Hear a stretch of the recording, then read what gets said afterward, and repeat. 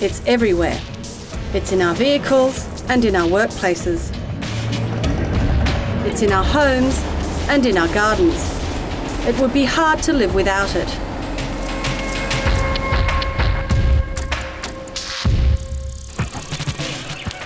Plastic is made from oil, a non-renewable resource. 5% of all oil extracted from our Earth is used to make plastic.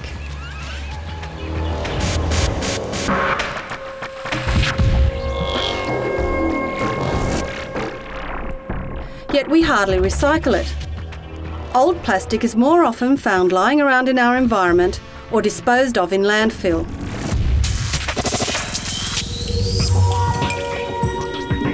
On a small island where land is scarce and fresh and marine water resources must be protected, minimising waste that goes into landfill, like plastic, should be a priority of all waste management departments.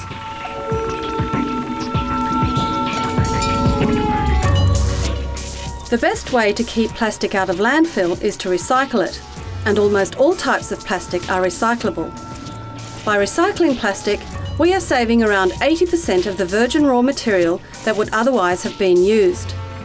Plastic waste is fast becoming a precious resource.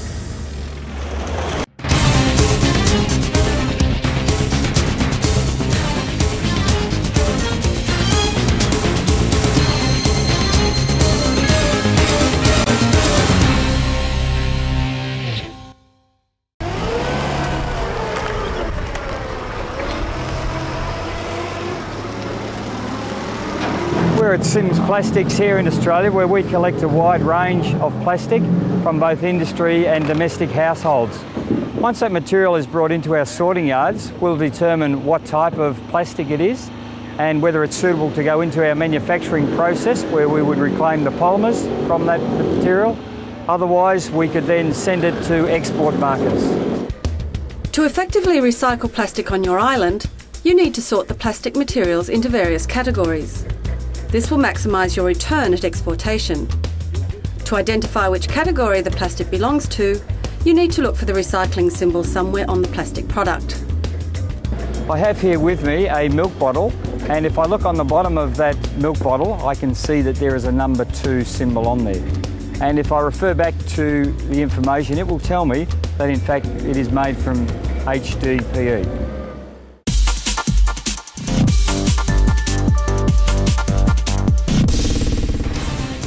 1. Polyethylene terephthalate, PET.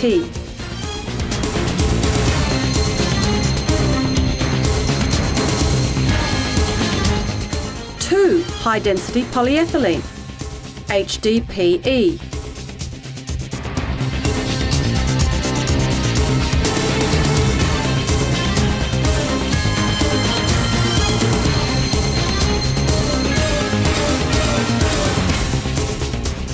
3. Polyvinyl chloride, PVC.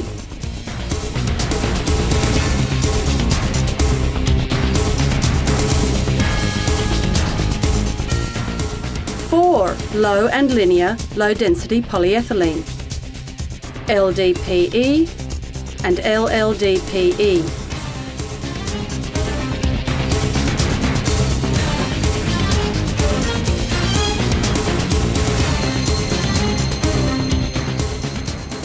5. Polypropylene, PP.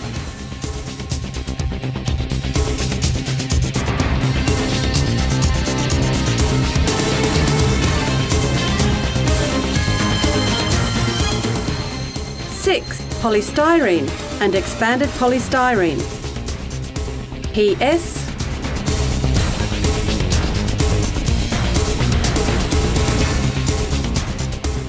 And EPS.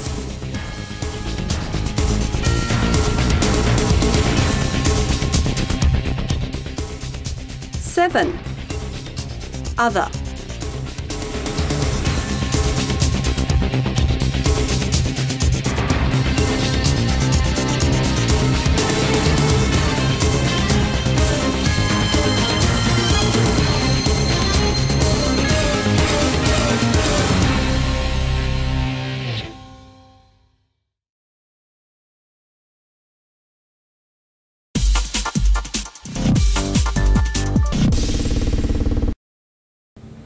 The plastic materials that you aren't able to characterise via the symbol or from a known application, then you can do some simple tests to determine what the material is. You start with a flotation test. Plastic will either float or sink. This is followed by a burning test. Plastics have different burning characteristics which tell you what type of plastic it is. The flame may be bright yellow or self-extinguishing. There may be no smoke, or it may be black and sooty. For full details, you need to refer to the easy-to-follow raw materials identification table.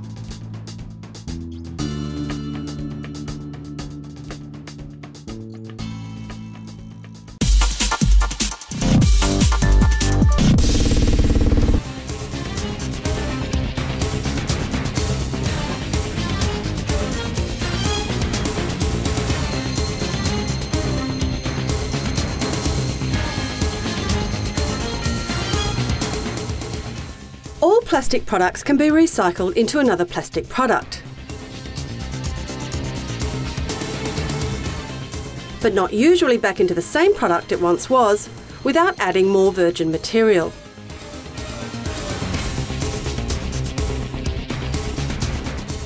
Only PET, HDPE and some Category 7 products can be used to make the same item again.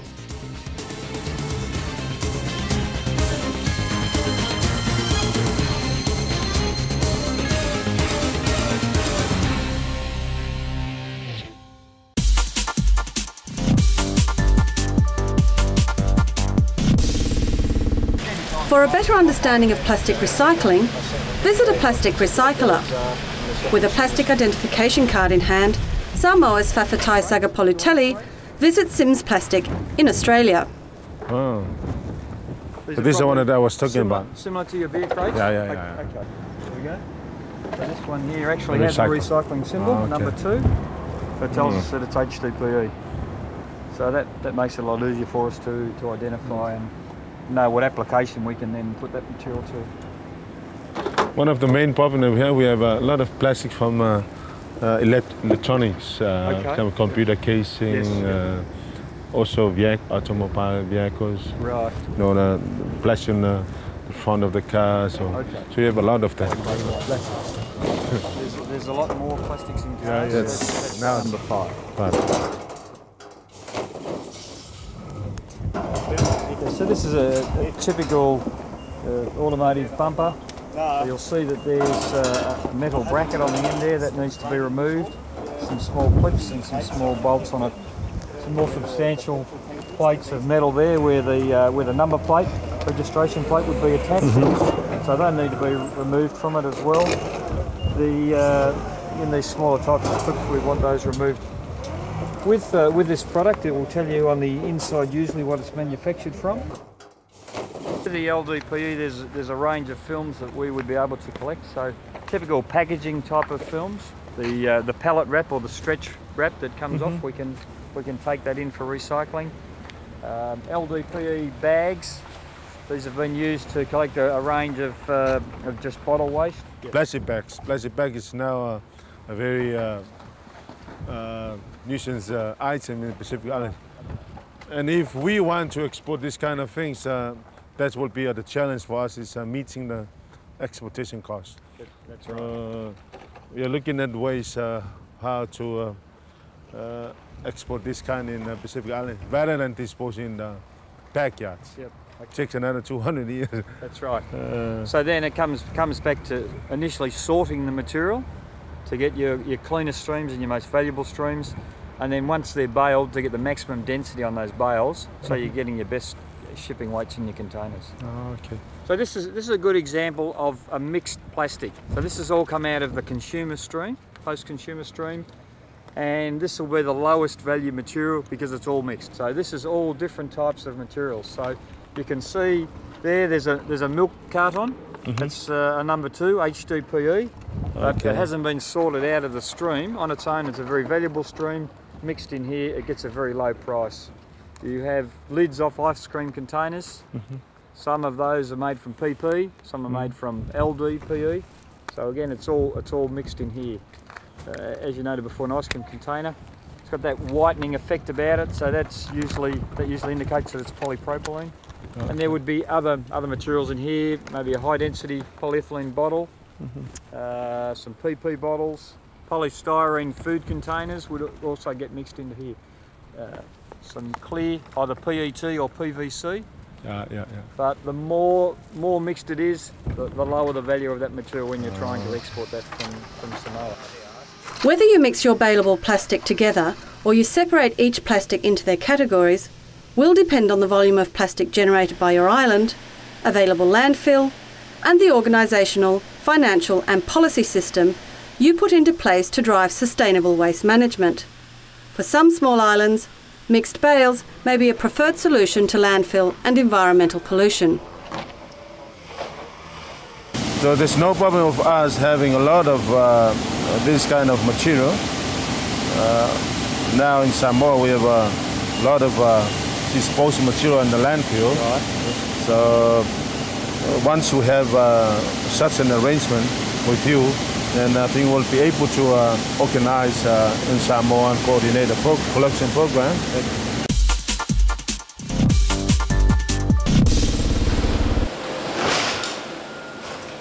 The plastic casing on electronic waste can be baled or granulated and exported as recyclable plastic. It is worth twice that of consumer plastic. But you will be left with the metal electronic components and toxic screens to dispose of. Alternatively, electronic waste can be exported as e-waste. You do not need to dismantle anything and no special permits are required. Although, as with plastic, containers will most likely be fumigated at their destination. At Sims E-Recycling, we recycle up to about 98% of the product, meaning we get copper out of it, aluminium out of it, boards out of it, wire out of it, and also steel and plastic.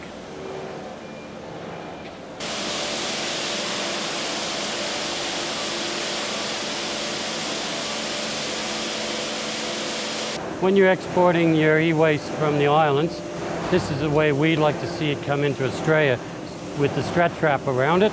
It holds the product on the pallets well, and it's also recyclable. Another way of looking at it is use the cartons that you have imported into the country, and now you can use them to put the product back into the boxes and export them back to us so we can recycle them. We recycle the cardboard as well. And also you can look at putting the product straight into the container, and that way you could save some costs and get more product in a container as well.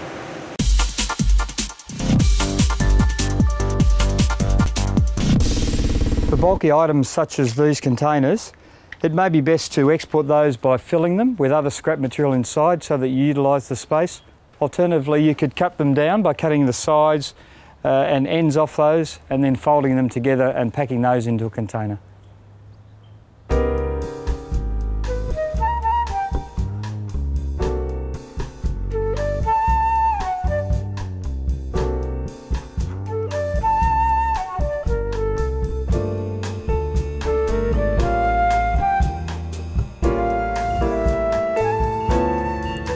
This is a mixture of what we would call contaminated plastics out of industry. Not the sort of contamination that you would normally think of, such as paper or chemicals, oil and grease or radioactive materials, but contaminated by a different variety of plastics. We would very carefully sort through this and reclaim the most valuable material that we can, put that through our recycling operation. Then anything that was left over, we could compact that into a bale, and then that would be sold as a mixed plastic stream. I'm just looking at a range of scrap that we have in our yard now, just looking for potential sources of contamination, and particularly metal. This is a piece that's been cut off a lid, and typically it will have a retaining lug in it, and that contains some metal. Now, that would cause us some serious problems if we were to put that into our shredding process. That would do significant damage to the machinery, and if it's an open top shredder, then potentially that could injure one of our employees. We would prefer that that is removed prior to that being exported. Similarly, we have a large bin here with a very substantial piece of metal, and that would cause significant damage also. That would definitely need to come off before that material is exported from your country. When exporting plastics from your island, it's very important that they're free from contaminants such as paper, cardboard, wood, rubber, metal, sand, medical waste, glass, grease and oils. Also, you mustn't include any prohibited substances such as those that are radioactive, poisons, corrosives, explosives, asbestos, flammable liquids and chemicals.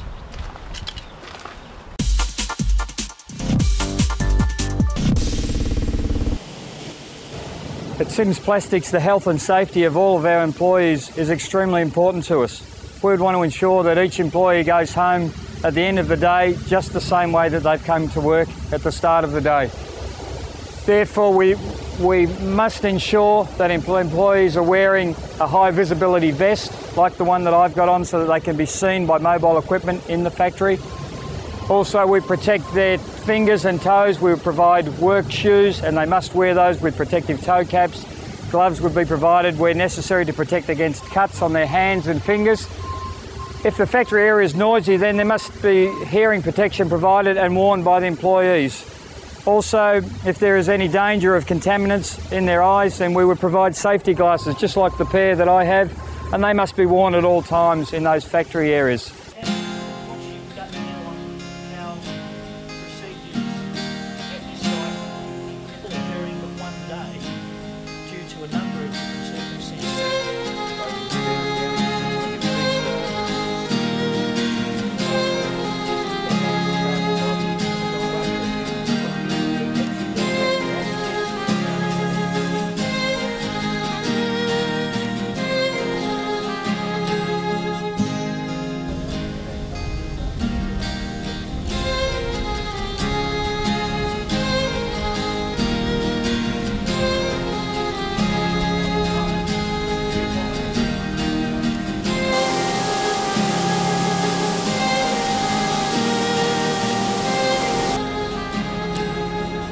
In any manufacturing process, there are many hazards that we come across. Mobile equipment is one of those where we have trucks and forklifts. So we put in a physical barrier to separate our employees from these potential hazards. Such as fork trucks, we must stop and ensure that the fork truck is given right of way.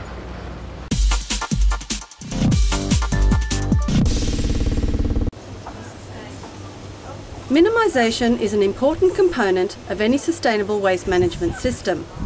On islands, plastic shopping bags are a prominent and visual problem for which there are several solutions. Plastic bags can be eliminated altogether, as in the case of several towns in Australia which have become plastic bag free. Most supermarkets in cities and towns in Australia now offer reusable and recyclable bags made of woven polypropylene plastic.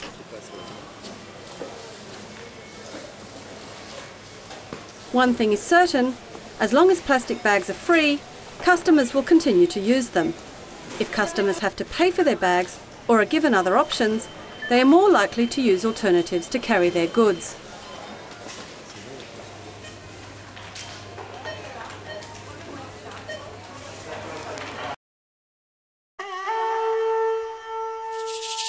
The Polynesian island of Tahiti took a very successful approach to its plastic bag problem.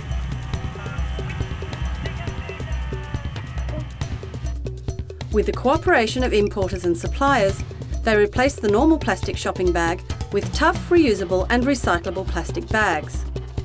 Customers had to buy their first bag for around $1.30 Australian. If they bring their old bag back, the supermarket replaces it with a new one. If not, they must buy another one. Nous avons commencé à réunir les industriels, à réunir les commerçants, à réunir donc toute cette profession pour savoir comment on pourrait distribuer ces sacs, comment on pourrait organiser autour de tous ces partenaires donc la promotion de ces sacs. Il faut savoir en effet qu'aujourd'hui c'est moins de 25 millions de sacs qu'on avait la coutume de prendre chez nos commerçants, ça fait 25 millions de sacs en moins, donc c'est des sacs en moins qui se retrouvent dans la nature. Ensuite, la population donc, a bien joué le jeu, donc, a bien compris le message. Hein, on allait donc encore là un peu plus vers la protection de notre environnement. Est-ce que ça vous gêne que vous êtes obligé de payer les sacs en plastique? Non, pas forcément, vu que ça a été adapté pour l'environnement et tout. Moi, je pense pas que ça nous gênerait parce qu'une fois que tu payes, et tu peux utiliser à chaque fois, une fois que c'est usé, mais tu reviens ici à la caisse ou à l'accueil, comme quoi ton sac est usé, comme ça te donne un autre sachet en plastique gratuitement. Dans ma voiture, j'ai un bac qui est toujours le même, que je réutilise à chaque fois, grand bac en plastique. Donc j'arrive dans la voiture, je mets tout dans le bac. Arrivé à la maison, je prends le bac et je descends. C'est pour l'environnement, c'est très bien, c'est propre, et on voit moins de sacs plastiques qui traînent sur la route, sur la plage.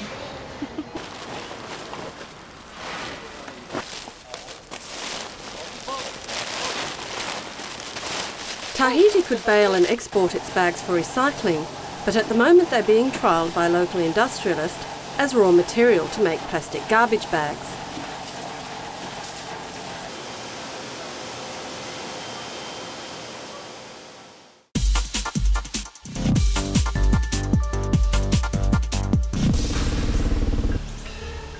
Sorting at the home is the most efficient way to collect recyclable waste. Some councils in Australia use small rectangular bins, one for paper and the other for plastic, glass and metal. The wheelie bins are used for landfill refuse. Other councils provide user and worker-friendly colour-coded wheelie bins to distinguish between recyclables and non-recyclables.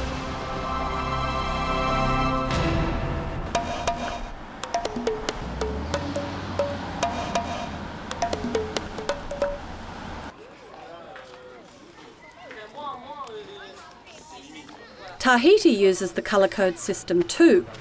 The green wheelie bin is for recyclables and the grey wheelie bin is for landfill waste.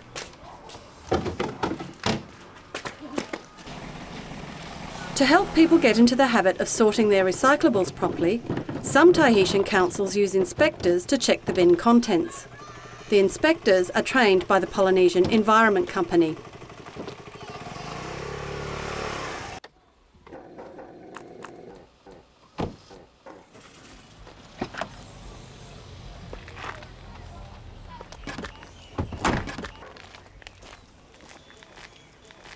Ici, c'est quand même une famille qui trie bien ses déchets. Oui, trie bien Quelle sorte d'erreur on a?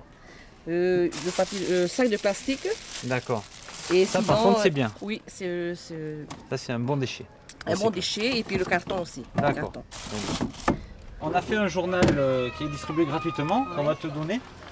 Donc, à l'intérieur, il y a toutes les consignes de tri de ce que les gens peuvent mettre. Donc, comme ça, ce sont des images, ça permet de bien comprendre ce qu'on met dans le bac vert. Okay.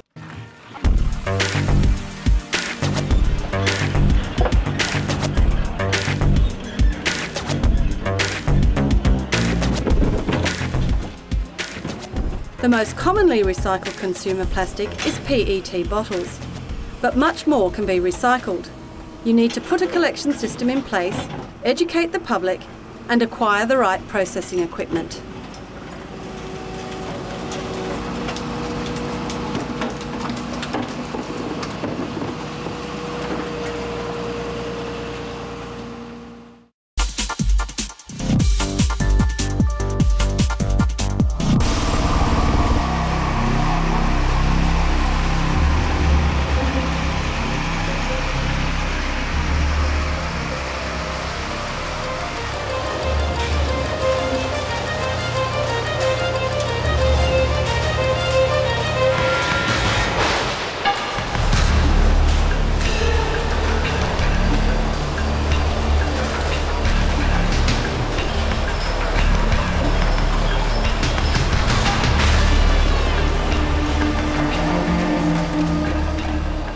At Tahiti's material recovery facility, PET bottles are separated from paper and metal. The bottles are then baled on this horizontal baler, which can also bale other plastics and other recyclables. This type of system is good for large volumes of waste, as in Tahiti. At the cost of close to $1 million, this is not the most appropriate machinery for most Pacific islands.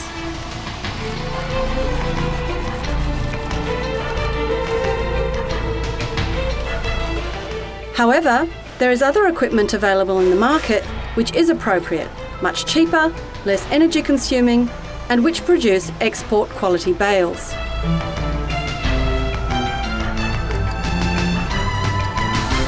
Like this smaller horizontal Hydropack baler.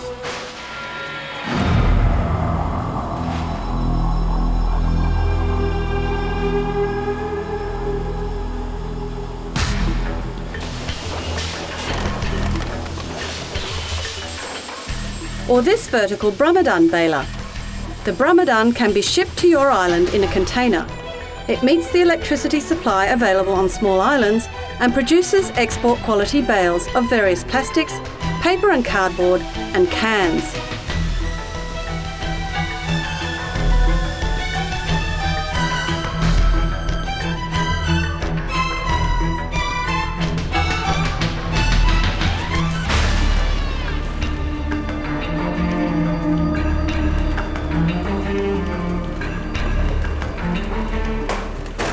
The vertical baler, it's cheaper. It's used perfect for the smaller area with less plastic. You can sort of do one bale of paper, one bale of mixed plastic, one bale of film.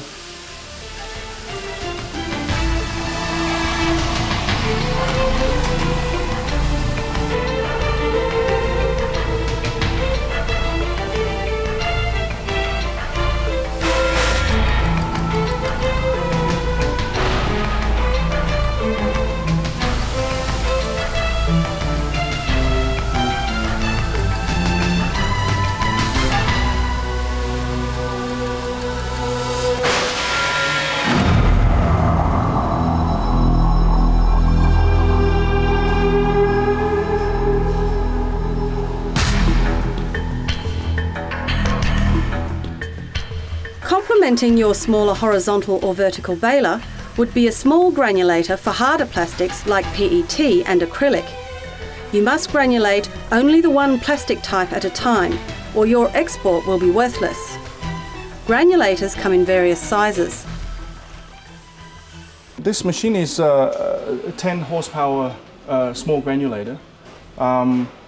This is small and mobile, and it would be perfect for small jobs.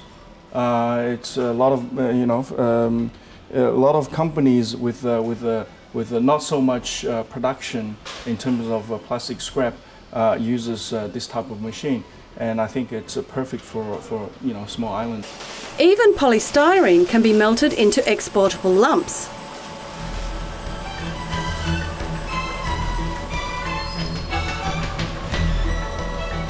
Larger plastic objects can be downsized by this bandsaw or a reciprocating or sabre saw.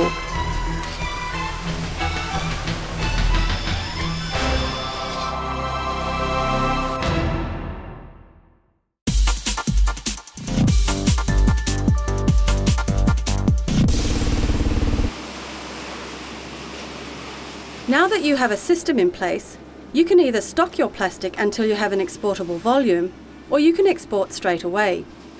Exporting your plastic may be economically feasible, you may export at cost, or it may always be a subsidised operation. This will depend on the volume of material you have, shipping arrangements, global prices, and supportive policies and taxes or incentives that are in place on your island.